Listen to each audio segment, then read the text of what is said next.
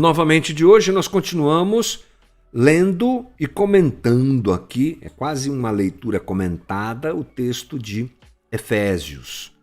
Lembre-se que estamos no último trecho do texto de Efésios, da carta de Paulo aos Efésios, e ontem começamos aqui o capítulo 6, e preciso lembrar que no capítulo 6, a partir do 10, que foi o nosso papo de ontem, Paulo esclarece que há uma grande luta que a gente não enxerga, mas que é uma grande realidade, a esse plano divino que ele mostra muito bem no livro de Efésios, tá bom? Caso você tenha dificuldade de uma leitura com uma tradução mais original, mais ligada ao original, uma tradução mais ortodoxa, digamos assim, você pode utilizar traduções mais simples de ler, como a Nova Linguagem de hoje, né? Como que é? Novo Testamento na linguagem de hoje, é isso aí, na linguagem de hoje, ou então a paráfrase também do pastor Eugene Peterson, que é a Bíblia a Mensagem. São textos que fazem você entender mais tranquilamente o que está escrito. Já vale, já ajuda, porque eu sei que às vezes o texto mais rebuscado ele dificulta, por isso que a gente gasta às vezes um tempinho para explicar algumas coisas aqui.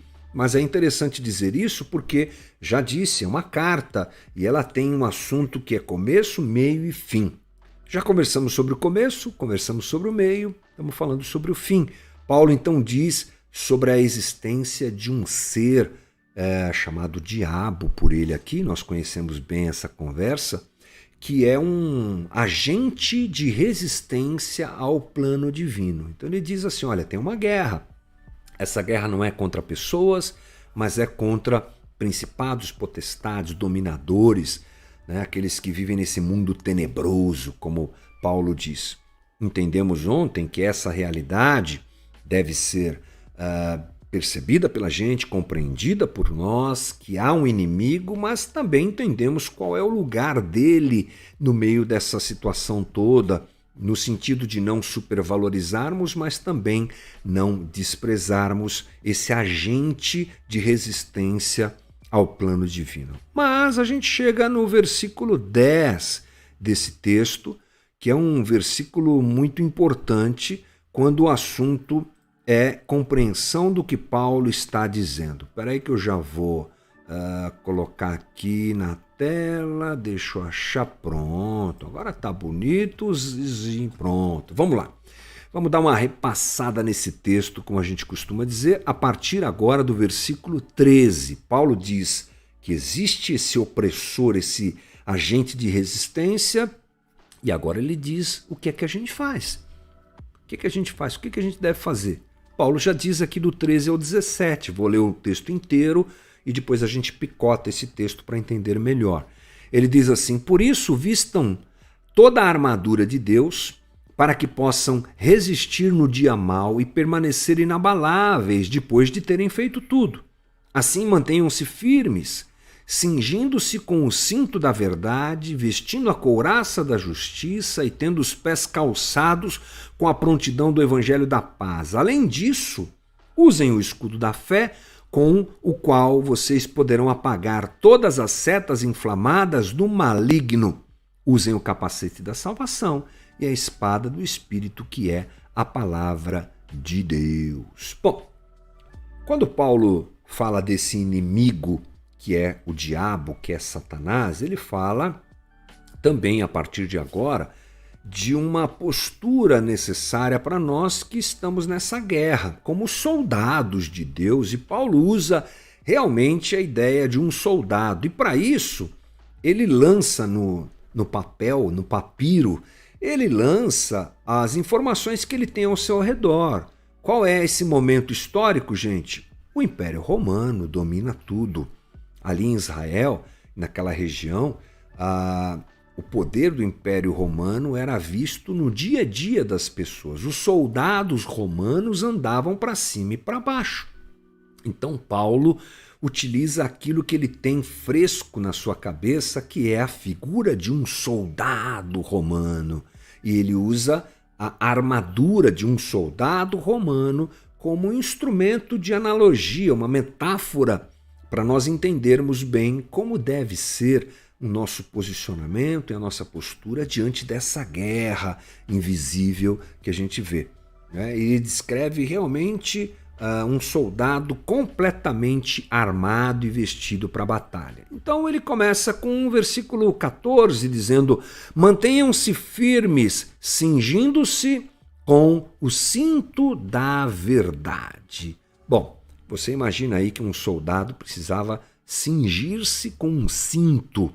Eu fui olhar no grego, a palavra cingir, ela não tem nada demais, não é nada diferente, é realmente utilizar um cinto para prender as roupas no corpo. Não tem nada demais. Ele diz, Paulo, que esse cinto deve ser a verdade, ou o cinto da verdade. O que a gente pode entender aqui é que existe uma abordagem de Paulo, provavelmente, em dois aspectos da verdade. Primeiro, verdade como estilo de vida. Vamos nos lembrar que na comunidade de Deus apresentada por Paulo, que nos faz entender que essa é a realidade do cristão agora, ele é uma nova criatura inserido em uma comunidade distinta que é a comunidade de Deus, os participantes dessa comunidade devem priorizar a verdade como estilo de vida. Paulo diz também em Efésios 4:25, nós já lemos isso, vamos ler de novo, diz assim: portanto, cada um de vocês deve abandonar a mentira e falar a verdade ao seu próximo, pois todos somos membros do mesmo corpo. Olha Paulo chamando a atenção, você é membro do mesmo corpo, da mesma comunidade que o outro, ande em verdade. Ele reforça isso em Colossenses 3:9. Não mintam uns aos outros, visto que vocês já se despiram do velho homem com as suas práticas. E a gente vai para o Antigo Testamento e encontra uma referência sobre isso também lá. Provérbios 12:22, o Senhor odeia os lábios mentirosos, mas se deleita com os que falam a verdade.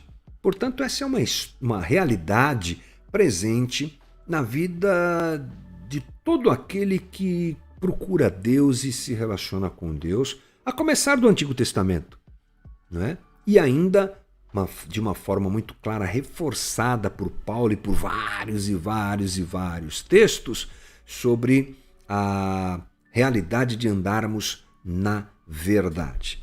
Antes de pular por outro aspecto da verdade, é bom lembrar que durante esse momento de guerra que vivemos aqui constantemente, entre nós, soldados da luz, digamos assim, e aquele que é o pai da mentira, o diabo, justamente esse é o conflito, não é? No reino da luz prevalece a verdade, prevalece o caminho autêntico, prevalece a pureza das palavras.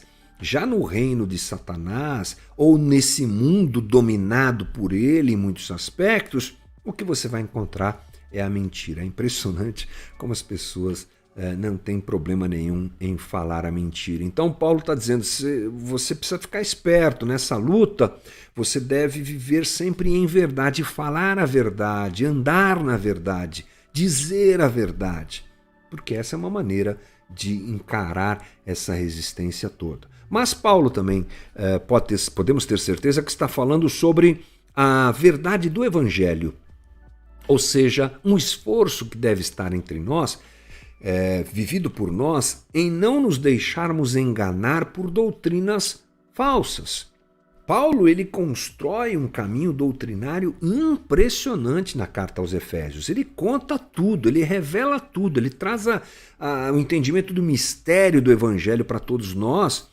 E quando nós abraçamos isso precisa ser agarrado pela gente como verdade da vida e não deixarmos e não perdermos essa referência máxima da realidade e da verdade do Evangelho. Vamos nos lembrar que o próprio Paulo, por exemplo, escreve aos Gálatas e ele fala lá sobre o heteros evangelho. Lembra disso? Já conversamos sobre isso aqui. Se alguém apresentar outro evangelho, esse outro evangelho é um heteros evangelho, palavra que a gente não tem no português, que quer dizer outro de diferente espécie. Não é outro parecido, nem é outro que é outro igual, é outro diferente. Então, se alguém te apresentar esse outro evangelho, seja anátema, manda andar. Vai andar, meu irmão, não é? No sentido de defendermos a fé que nós temos em Cristo Jesus. Bem, sobre isso, o nosso querido e sempre citado John Stott diz: talvez não precisemos ficar com uma só dessas duas alternativas. A verdade como estilo de vida, é disso que ele está falando, ou a verdade doutrinária. O judicioso Gurnall escreve: uns querem dizer com verdade uma verdade de doutrina. Outros querem que seja a verdade do coração, a sinceridade. Penso que é melhor juntar as duas coisas. Uma não bastará sem a outra.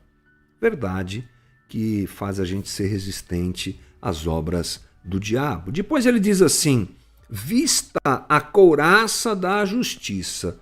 Você usa o cinto da verdade, a couraça da justiça. Também temos dois sentidos prováveis aqui. Primeiro, a justiça, que se refere ao modo de vida do cristão, retidão moral. Sabe que quando a palavra justiça aparece no Novo Testamento, frequentemente é essa palavra aqui, ó, dikaiosune, que quer dizer, num sentido amplo, como está na tela aí, estado daquele que é como deve ser. Justiça, condição aceitável para Deus, doutrina que trata do modo pelo qual o homem pode alcançar um estado aprovado por Deus, integridade, virtude, pureza de vida, justiça, pensamento, sentimento e ação corretos. Esse tipo de justiça. Né? Coloque aí, Paulo está dizendo, a couraça da justiça. Viva como se deve viver diante de Deus. Coloque o cinto da verdade e a couraça da justiça. Vamos nos lembrar que Jesus, por exemplo, ele cumpriu a justiça. Lá em Mateus 3,15, respondeu Jesus: deixe assim por enquanto, convém que assim façamos para cumprir toda a justiça. E esse é um diálogo que acontece ali em Mateus quando Jesus procura João para se batizar. Jesus diz: eu tenho que cumprir a justiça, João, tenho que fazer tudo o que tem que ser feito, tenho que viver adequadamente. E a segunda situação, a respeito de justiça, é a justificação pela fé em Cristo Jesus. Paulo diz em Romanos 5,1: tendo sido, pois, justificados pela fé, temos paz com Deus por nosso Senhor Jesus Cristo. Lembre-se, nós não temos autojustificação. Paulo também diz em Gálatas 2,16: sabemos que ninguém é justificado pela prática da lei, mas mediante a fé em Jesus Cristo. Assim, nós também cremos em Cristo Jesus para sermos justificados pela fé em Cristo, e não pela prática da lei, porque pela prática da lei ninguém será justificado. Dois tipos de justiça: aquela que eu vivo e aquela que vem sobre mim, mesmo não merecendo, mesmo não sendo digno, é a justificação em Cristo Jesus. Também, recorrendo a John Stott, lemos o seguinte: alternativamente, tal como acontece com os dois possíveis significados de verdade, assim também ocorre com os dois possíveis significados de justiça. Bem pode ser correto combiná-los, visto que, conforme o Evangelho de Paulo, um deles invariavelmente leva ao outro. Como D.G. Finlay expressa, a qualidade completa do perdão para delitos passados e a integridade de caráter que pertence à vida justificada estão tecidas juntas numa malha inseparável. Muito bem. Então, nós paramos por aqui, aprendendo que, para vencermos essa guerra espiritual, a gente, de repente, não precisa muito de batalha espiritual nas ruas, culto de batalha espiritual. A gente precisa andar na verdade. Tá cheio de gente guerreando com espada de fogo nos templos e com a vida não tão cheia de verdade assim. Verdade que eu vivo e verdade que eu pratico na minha relação com as pessoas, não é? Outra condição é deixa eu lembrar aqui, qual que é o termo que Paulo usa? Couraça da justiça, né? É isso aí. Cinto da verdade, couraça da justiça. Viver fazendo o que se tem que fazer. Viver como um servo e um discípulo de Jesus. Veja que as armas que Paulo mostra, elas são mais simples do que a gente imagina. Não é para ficar lançando fogo, queimando o demônio, espetando o diabo. Ande em verdade. Viva na verdade, viva na luz. Esse mundo jaz em trevas, viva na luz. É assim que a gente vence o diabo. Ande praticando o que tem que se ser, o que tem que se praticar como discípulo de Jesus, lembrando que você nem mesmo fazendo isso é digno da justificação. Quem te justifica é Jesus. Esses dois contrapontos, né? São coisas interessantes dentro desse aspecto da justiça, né? Eu vivo como tem que se viver, mas isso não me qualifica diante de Deus. É a obra de Cristo na cruz que me qualifica e não por nada que eu mereça isso aconteça. Legal, né? A gente aprender que para vencer o diabo, basta ser crente, basta ser cristão, basta ser discípulo de Jesus e viver como ele disse que a gente tem que viver. Bora lá, gente! Já falei demais, esse foi o Novamente de hoje.